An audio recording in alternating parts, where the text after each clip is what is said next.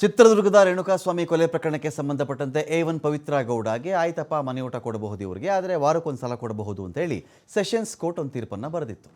ವಾರಕ್ಕೊಂದು ದಿನ. ಇದಕ್ಕೆ ಇಲ್ಲಿ ಪವಿತ್ರ ಗೌಡ ಕೊಟ್ಟಂಥ ಕಾರಣಗಳೇನು ಅಂತ ಹೇಳಿದ್ರೆ, ಪವಿತ್ರ ಗೌಡ ಕೊಟ್ಟಂಥ ಕಾರಣಗಳು ನೋಡಿ, ನನಗೆ ಈ ಜೈಲು ಆಹಾರದಿಂದಾಗಿ ಫುಡ್ ಪಾಯ್ಸನ್ ಆಗ್ತಾಯಿದೆ, ಜೊತೆಗೆ ನನಗೆ ಅಲರ್ಜಿ ಆಗ್ತಾಯಿದೆ, ಸ್ಕಿನ್ ಇಶ್ಯೂ ಬರ್ತಾ ಇದೆ, ನನಗೆ ಚರ್ಮ ಸಮಸ್ಯೆಗಳು ನನಗೆ ಉಂಟಾಗ್ತಾ ಇದೆ, ಹಾಗಾಗಿ ನನಗೆ ನನಗೆ ಮನೆ ಊಟನೇ ಎಲ್ಲ ದಿನವೂ ಕೊಡಬೇಕು ಅಂತ ಅವರು ಮನವಿಯನ್ನು ಮಾಡ್ಕೊಂಡಿದ್ರು.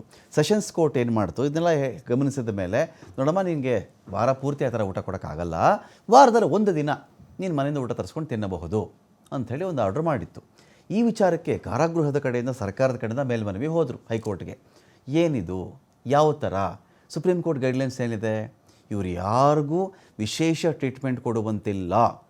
ಇದು ಒಂದು ರೀತಿಯಲ್ಲಿ ಪ್ರಕರಣ ಪ್ರೈಮಾ ಫೇಸಿ ನೋಡಿದ್ರೇ ಭೀಕರ ಪ್ರಕರಣ ಥರ, ಭೀಭತ್ಸ ಪ್ರಕರಣ ಥರ ಕಾಣಿಸ್ತಾ ಇದೆ. ಹಾಗಾಗಿ ಇಷ್ಟು ರಾಜಾರೋಷವಾಗಿ ಇವರೆಲ್ಲ ನಡೆದುಕೊಳ್ಳುವುದಾದರೆ, ಜೈಲಿನಿಂದ ಆತಿಥ್ಯ ಇವರಿಗೆ ಸಿಗುವುದಾದರೆ, ಬೇಲ್ ತಗೊಂಡು ಆಚೆಯವರೆಲ್ಲ ಆರಾಮಾಗಿ ಓಡಾಡ್ಕೊಂಡಿರುವಂಥ ಆದರೆ ಕಾನೂನಿನ ವಿಚಾರದಲ್ಲಿ ತಪ್ಪಾಗಬಹುದೇನೋ.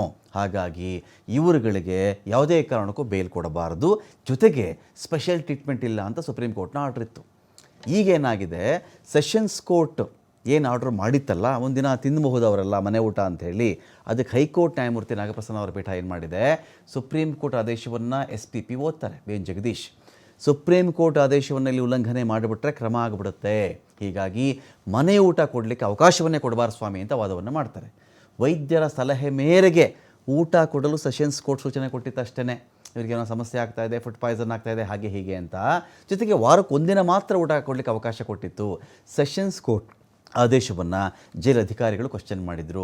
ಸದ್ಯ ಪವಿತ್ರ ಗೌಡ, ಲಕ್ಷ್ಮಣ್, ನಾಗರಾಜ್ಗೆ ಹೈಕೋರ್ಟ್ ದೊಡ್ಡ ಶಾಕನ್ನು ಕೊಟ್ಟಿದೆ. ಫೆಬ್ರವರಿ 3ಕ್ಕೆ ಈ ಅರ್ಜಿ ವಿಚಾರಣೆಯನ್ನು ಹೈಕೋರ್ಟ್ ಮುಂದೂಡಿದೆ. ಆರೋಪಿಗಳ ಪರ ವಕೀಲರಿಗೆ ಆಕ್ಷೇಪಣೆ ಸಲ್ಲಿಸುವುದಕ್ಕೆ ಒಂದು ಸೂಚನೆಯನ್ನು ಕೂಡ ಕೊಟ್ಟಿದೆ.